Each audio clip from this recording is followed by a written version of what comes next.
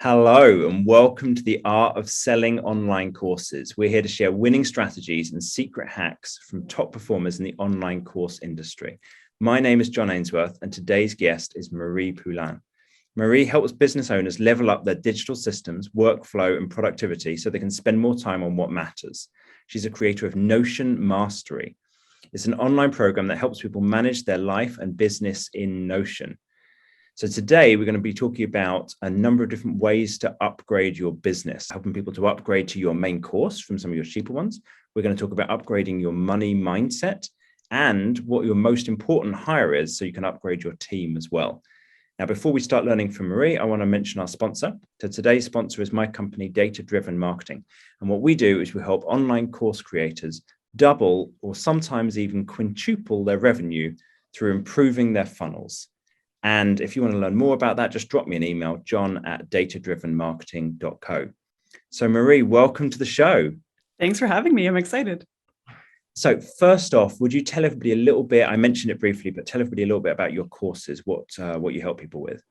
So at the moment, I have one signature course called Notion Mastery, and it's basically a year-long access to a course that helps you manage your whole life and business out of a software tool called Notion. So a couple of years ago in 2018, I started using Notion to manage my projects, to manage my life. I was putting notes and ideas, and I was tracking courses that I was taking, everything I was starting to feed into the system. And it was the most organized I've ever been in my life. And as someone who is only recently diagnosed with ADHD, it was a total game changer. So I got so excited about it. I was shouting it from the rooftops. I did a webinar on it, and it kind of exploded. And suddenly I found myself starting a YouTube channel and, teaching friends on the weekend. And it just kind of took on a life of its own. And so that ended up becoming what is now my signature course. So business took a direction I wasn't expecting, but it's been lighting me up to share it with people. It's been so fun. And so I kind of decided, let's go all in on this one thing and let's see where it takes us. And here we are. Everybody's wondering how good is Marie at this? Well, if you go onto her site, she has a quote from the creator of Notion telling you that she knows more about it than he does, and he can do stuff with it their team didn't even realize was possible. Like, the girl knows some stuff, all right? It was pretty fun to hear from the COO. Actually reached out to me after I did a webinar, and he said, "Hi, can we chat? Because holy crap, to see someone using your product in a way that you didn't know was possible, and just to see the ways people are bending it to their will, I think was probably really interesting for the creators to see." So we developed a really good relationship there. And that actually kind of kicked off me starting to do office hours for Notion. So I was just sharing how I was doing it, sharing it with people. That became, I think, a really big first channel for people getting to know me as the person that was kind of talking about Notion. So there was sort of this lending of credibility to me of, oh, Marie's the trusted source for Notion. And so that was a really great kind of kickstart to people getting to know me and associating me with the tool. Nice. That is beautiful. And would you be willing to share with everybody where you're at the moment, revenue-wise, with the course? Yeah. So the course, the last 6 months have averaged about $40,000 US per month. Nice. That's great. I am not complaining. So first thing I want to really dig into that I think you're doing that sounds very interesting and we've been playing with recently is about upgrades. You mentioned that you have different templates and people can upgrade from there into your larger course. Can you talk us all through how that works, what that looks like, and what kind of results that's got you? Yeah. So in the beginning, even before I launched my course, I was launching Notion templates. So I would say, oh, here's a goal setting template, and it includes, several databases. And I would make a YouTube video, and then I would include a link to the template in the description, or I would, use it as a list builder. At first, I would just give the templates away for free. And then as they got more and more complex and more valuable, I decided, let's put a price on it. Let's see what does a template cost. So I have a range of templates, everything from $5 for a gardening template to $150 to a fully fleshed out, all of the templates and all the things that I use to run my business all in one. So there's a range of price points. Average is probably about $30, $40. And I started experimenting with, as soon as someone buys that template, there'd be a coupon code at the bottom of that template that says, hey, if you enjoyed this template, you can actually get access to all of my how-tos and the course and everything if you apply the cost of this template to the course. So that was kind of the first experimentation with doing that. And people were upgrading. I could see those coupons being used. And I thought, maybe I do need to bake this into more of a strategy and to have some follow-up emails when someone does buy a template, to make sure to let them know, hey, we have another template that you might also use. And we know that when people spend a little bit of money with you, it's a lot more likely, especially if they were happy with the product, that they're more likely to upgrade. So I think it was just kind of a nice, easy upsell for people. And it's fascinating, right? Because a lot of people don't do it. Like one of the things that I talk to people about is doing order bumps and upsells. It's like when someone's buying, they're at a place where they're more likely to buy something else from you. They're in the buying mindset. But there's another point, which is when somebody has just used your product and been delighted with it, then you've also got the opportunity to offer them something else and they feel good about it. They're like, oh yeah, well, this was great. If you've got some other stuff, that's the logical next step. Now, I first saw this from Lisa Sasevich, and she teaches a number of different courses for coaches. And what she would do at the end of every course that she would have next steps. And it's like, you might want to do this, or you might want to do this, or you might want to do this. And whichever one you want to go into, here's the site to go to for it. Here's a discount code. And I was like, that's genius. But I didn't implement it straight away because we had so much else going on. Recently, we've started to do it. And we had a client, we'd helped him make an extra $100,000 from implementing an upsell. Sorry, actually, it was an order bump. And then he made an extra $20,000 from putting it into the course and being mentioned again. So if someone was going through the course and they got to that section, he said, if you want to get this additional thing, here's where you get that from. And I'm like, that's significant. That's a significant increase in revenue. So it's like, we should implement that across our whole system. And it sounds like you've done that. What parts of that you mentioned have you got everywhere? And are there some bits where you've done it some places, but not others yet? Yeah, I mean, I think there's always work to be done, right? There's always, oh yeah, we didn't update that template yet, or there's always work to be done. But I think all of our templates do have a coupon code at the bottom so that you can apply the cost of whatever template you've purchased to the course. So at the moment, my offers are really just the course and the templates. So it's just the two.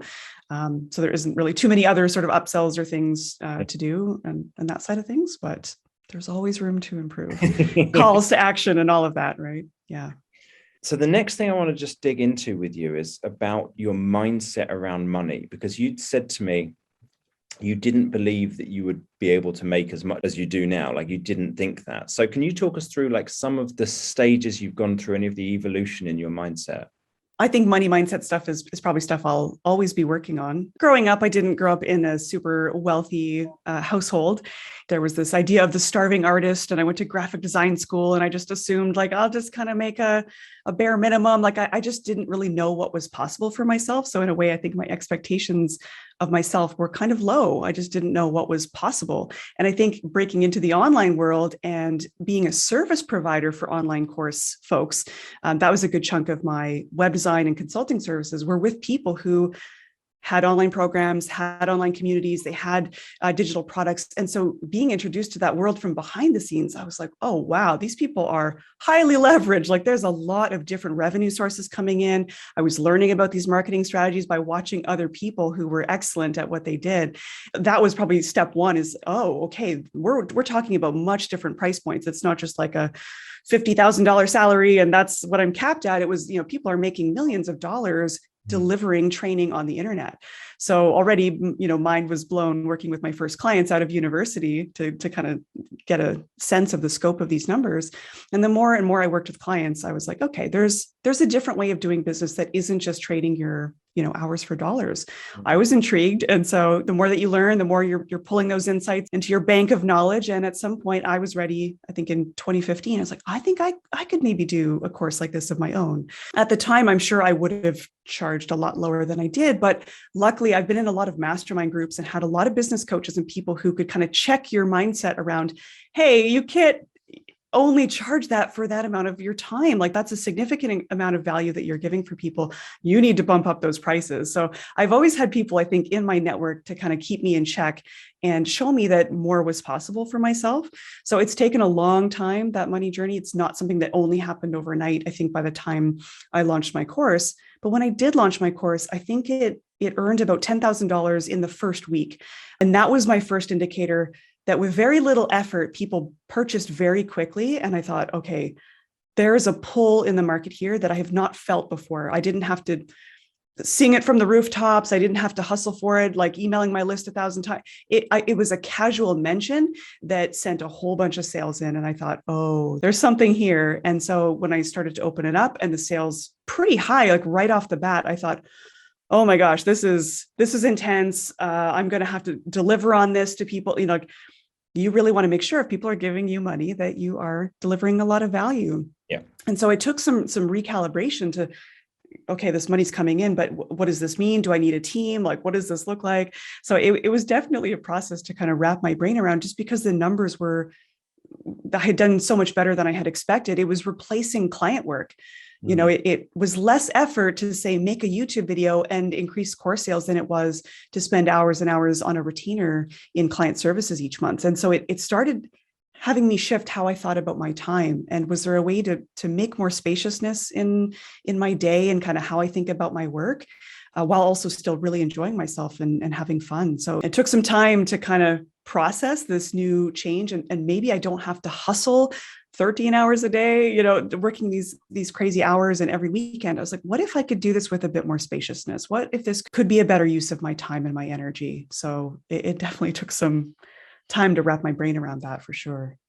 I think some of what you're talking about, I've been thinking a lot about over the last few years around, where is their demand? What is it that people want? There's a book, Good to Great, by Jim Collins, and he talks about this concept, the hedgehog.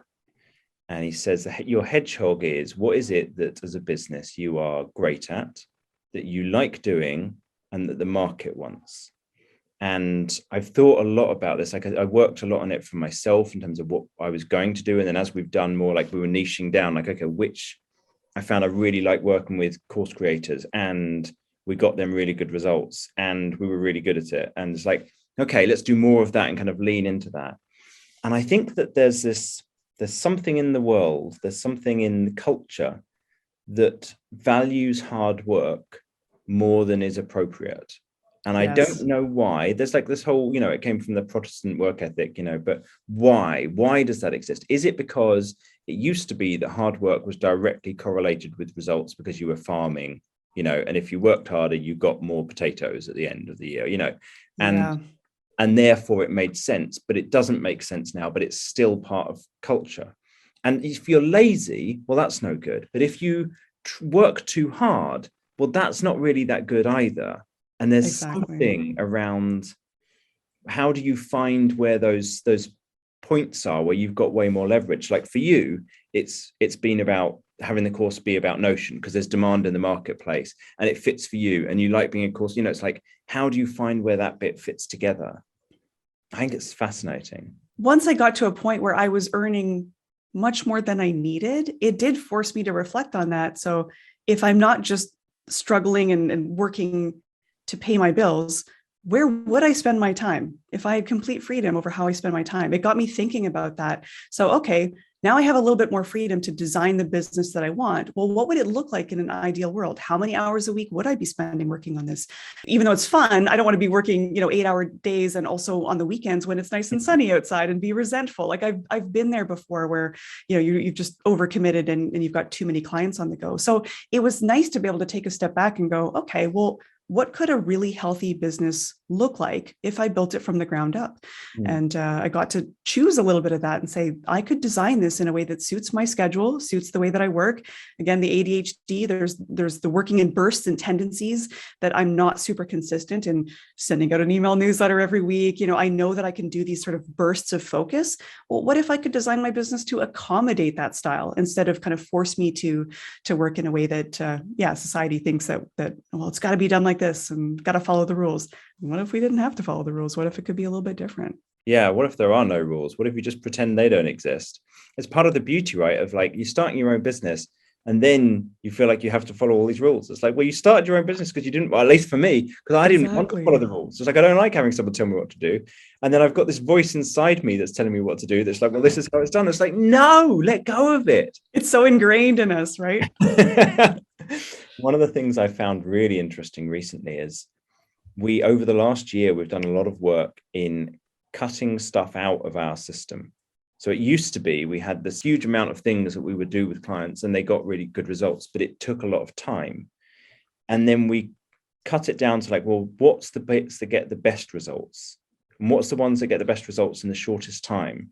And maybe start with that. So in our course, we've got it in a very specific order where we start with order bumps, because if you implement order bumps, you can make an extra 20-30% in revenue, and it can take about a day to 2 days to get it done. If you really worked on it, you could probably do it in like 3 or 4 hours. It's the 80-20 of the 80-20. And if you implement all that result, then you go, oh, this is cool. What else you got? So it's like, that's our entry drug. It's like, get someone to implement. You need that momentum builder, right? Yeah.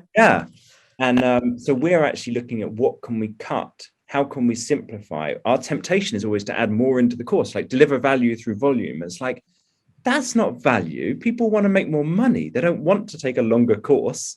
So I'm always surprised when people put that on their sales pages. It's like includes 80 hours of instruction. It's like, nobody wants 80 hours of instruction. They want the shortest path to the thing they want. Could you give it to me in 2 hours and I make all of this extra money or get the result? Because if you can, then that's amazing. That's worth way more than 80 hours. So was there anything else in your mindset around money that changed along the way there? Did you have anything that was a block that was difficult to change? Was it just about realizing what was possible? I think when I first launched the course, I was still doing quite a bit of one-on-one consulting. And because I was getting so many requests for it, I think I just sort of felt a sense of obligation that I guess I got to take on that client. And I don't know why, right? It's just the sort of people pleasing, and it is fun work, but I think it was difficult to actually turn that work. It's money, but it's not the best leverage time, right? And so I had to be able to almost choose more strategically what money I'm saying yes to and why, and like, what is the effort involved and how does that saying yes to this one thing impact other decisions over here? And so it did involve just a little more discernment and looking at your time a little bit differently. Like, how am I valuing my own time? So even though you're trying to get away from thinking of it in an hourly rate, it's still, my time carries value. And how much is it worth to me to have a free weekend where I can frolic in the garden and do what I want to do? So I really had to say no, even to very lucrative, really awesome contracts, because I knew it's going to take away from this other leveraged time that I had. So a lot of it is just, it forced better decision-making and more discernment. It's hard. It's hard to do, but it's necessary work if you want to grow. I just want to dig into that a little bit more. How do you frolic? Well, I'm a huge fan of gardening and permaculture. And so I love spending time in the garden, walking through, trimming things, just like relaxing and to me, frolicking suggests like spinning, a little bit of skip in my step as I walk through my garden. Pretty much. There's a bit of I'm just going to prune this and I'm going to prune that. Exactly. That's how I want to spend my days. I think that the mindset, there's so many things with the mindset around money and around work it's very hard, because there are some things that are an empowering belief at one point in your life that later on becomes a limiting belief. Like, for example, it would be great to be booked up with clients. Like when you don't have enough work, it would be great to be booked up with clients. But then later on, when you've got something else that's more leveraged, or you've reached a higher level and you need some more time to think, whatever, it no longer is useful to be booked up, but to think it's good to be booked up with clients. But you have to let go of that. And you have to notice that you still think that. And that's why you're making these decisions. And it's like, oh my goodness, all of this inner work to do, Oh, I mean, the guilt that comes with that. Or, even, for example, sales just skyrocketed when COVID was starting. And so suddenly I'm becoming more comfortable financially at a time when people are really struggling. So I think even that was sort of a difficult thing to reckon, where I'm like, oh, now I can put investments away for the first time and think about retiring someday. Whereas before, as a freelancer, like that just seemed impossible. It just seemed so out of reach. And so there was some, weirdness around that, of sitting with the discomfort of that I'm becoming more financially free at a time when maybe others are struggling in a weird universal way, like I shouldn't say universal, because I think a lot of course creators actually did thrive during COVID, right? So it was kind of, some of it feels like luck, some of it feels like timing. But so I had to sit with that discomfort for sure. And then waking up in the morning and you've got sales notifications when it feels like you didn't do any work. I was just sleeping and I woke up and there's sales. So there is that weird thing. It comes back to what you said, that we value hard work. And so if I didn't work hard, there's a little bit of that guilt there. So it really does take a lot of work, I think, to almost match. I needed to catch up to my financial success in a way. My mindset needed to catch up a little bit. And it was I feel like it took a good 6 months to just like really sit with all of that, not be sort of spinning or in anxiety about it. It was just a weird experience. Another thing I want to ask you about is, you said that you had to get ruthless about your commitments and try and narrow down to like, what things should you be doing? Can you talk us through that a little bit, like what that process was like? Yeah, like I've been a lone wolf for a long, long time, like at least a decade. I've been on my own, launching my own courses, just doing my own thing, making my own decisions, and partnered up with my husband, but we were still pretty much operating like two separate businesses under one umbrella. He was off doing software, I'm doing design and consulting with clients. So it was still like we were doing separate work with separate clients. So I'd just been used to wearing all the hats and doing everything. But once I hit this level of traction with the course, it was clear if I wanted to take the course to the next level and really button it down, to do better marketing, to write incredible copy, to write incredible lessons, to focus on student outcomes, to be active in the community, already just having one course in your suite, let alone other services that you might offer, right? If you hit traction with a signature course, there are so many moving parts to one course, right? So I knew that if I want this course to be even more successful, if I want to grow this thing, take it out of the park, I am going to have to say no to some things. I'm going to have to be ruthless. I'm going to have to focus. I'm going to have to say, this matters more than this in this moment, right? Where do I focus my time? And it just meant saying no to a lot more things than I would have normally said yes to. And especially when you've got so many incredible opportunities that are opening up, amazing partnerships, all of it's amazing, all of it's supportive and going to help grow it. But if there's only so many hours in the day, which ones do I say yes to and how do I make that decision? This is where I enlist the help of a team, right? So I'd been working with a virtual assistant who very quickly was showing me she was 10 steps ahead of me. She was already setting stuff up before I needed to ask her to do it. And I very quickly realized she was so much more than a virtual assistant. She was much more ops minded and just had a sense of, again, what things needed to get done before I had to ask her. And it took, I think, about 4 months maybe before I started thinking, okay, this is someone I want on my team in a bigger way. Let's increase her retainer. Let's increase her retainer. So I think every 3 months, I was revisiting the retainer with her and saying, hey, what would it take to get you to kind of maybe let go of some of those clients and make me your bigger fish client? And we would increase the retainer month over month. And finally, in the spring of this year, I offered her a full-time job and she accepted. And hiring her has been a complete game changer. Like I honestly can trace back, when we started working together, I can see revenue has tripled since then. It was such a noticeable improvement. The amount of things she was able to take off my plate that allowed me to do better decision-making, to show up better, to be able to do a live stream, do a podcast, do marketing related activities that were going to drive sales to the course instead of me setting up Zapier automations and, setting up ConvertKit. I no longer had to do those things. So it was just a complete game changer to have director of ops.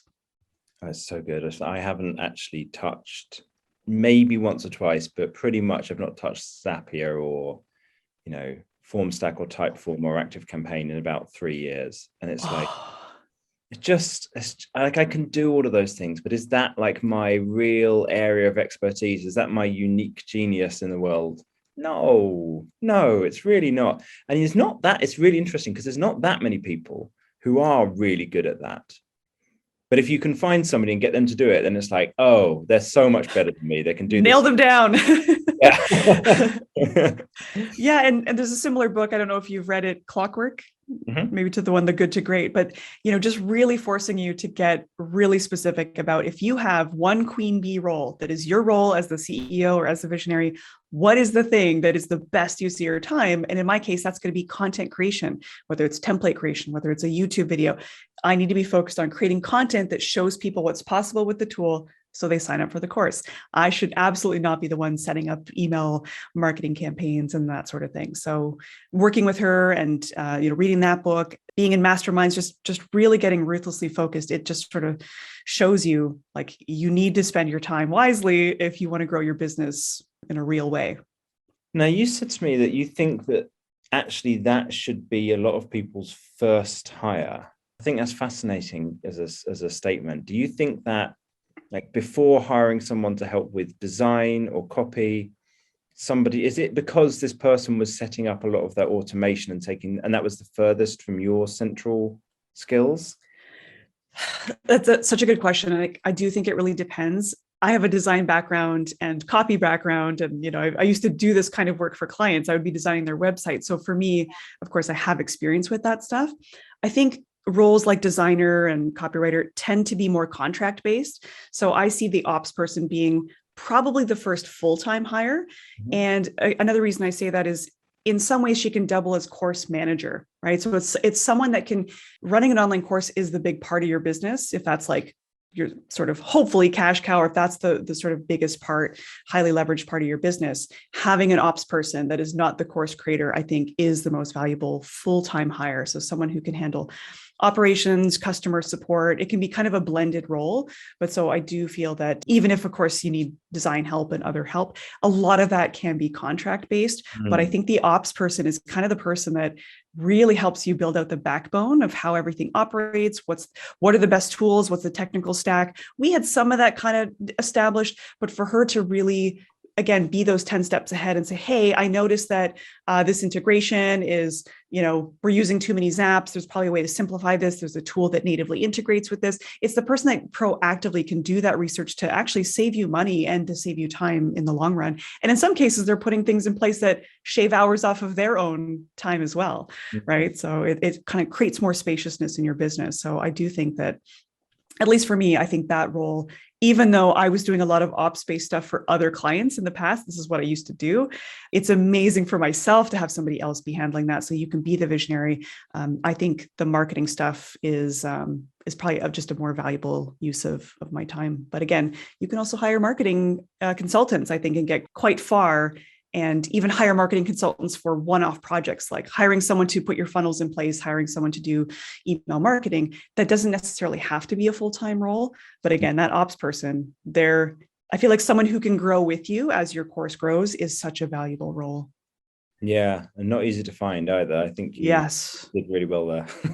I feel very lucky. And even in my mastermind group the other day, people were asking, like, how do you find that person? How do you vet them? Where should I be looking for this kind of role? And especially in the online world, it feels like online business manager, online course manager, like it's kind of an emerging role. It hasn't quite been defined yet. Like I think a lot of successful course creators are almost training up people into those roles. And so it is kind of difficult to find. Some people look for executive assistants who they can kind of train into the technical side. For some people, it might be more of an administrative assistant, virtual assistant who understands tools and tech that maybe you can move into that role. So I don't think it's such a cut and dry role to hire for. It's very difficult. If you can find someone that is amazing at that, lock them down, get that contract, get that employment contract in place as soon as you can.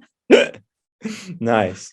So I really lucked out with Guy, who was working for me, Josip. He's been on the podcast before, and he's now our funnel strategy lead. And he's super smart, and he's got a personality type that is, he will dig into these things and figure it out. And for a long time, he took that role on for us.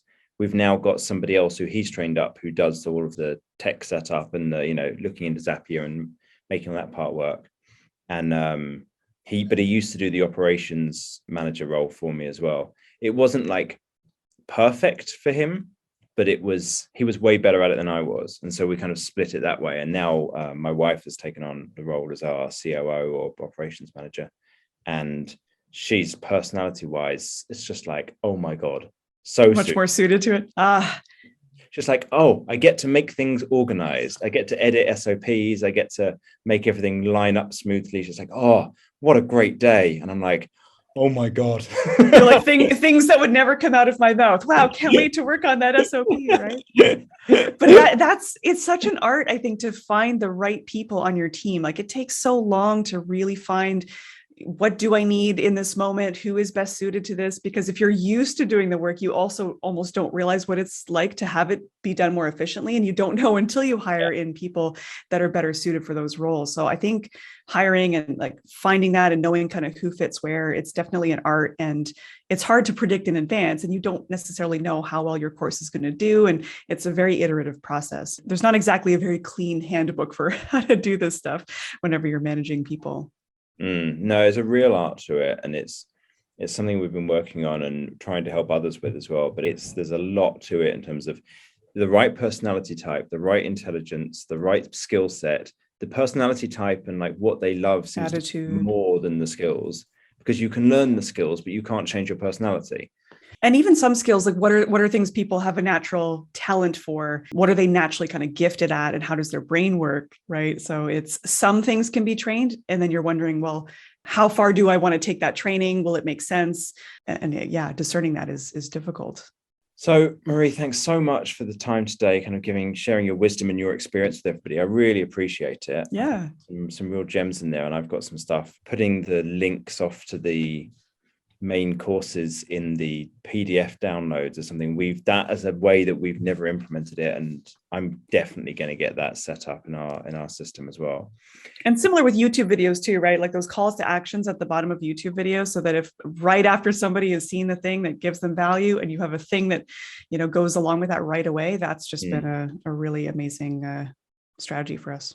Yeah, beautiful. If people want to learn more about you or about your course, where can they go?